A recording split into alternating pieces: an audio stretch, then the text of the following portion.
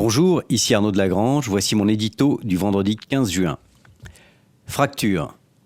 La longue dérive de l'Aquarius est une triste allégorie des errances européennes, où l'on se renvoie les responsabilités, comme de port en port les bateaux, où le sillage est semé de rendez-vous ratés et de promesses non tenues.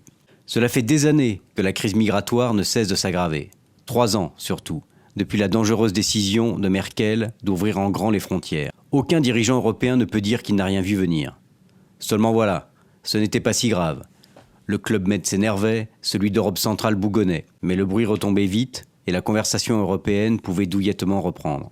Les choses ont changé. En Italie, ce n'est plus un ministre qui peste contre l'isolement de son pays, mais un peuple qui a voté.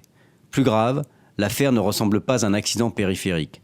Au contraire, ce coup de sang est le révélateur d'un mal qui s'est répandu dans tout le corps européen.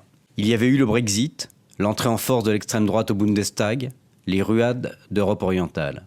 Et voilà qu'à côté du groupe de Visegrad pointe un nouvel axe alpin, réunissant Bavarois, Autrichiens et Italiens, au point que Merkel se trouve chahutée sur son trône. Un basculement est en train de s'opérer. Sur les migrants, la fronde se structure. Jusqu'ici marginale, elle est en train de devenir centrale.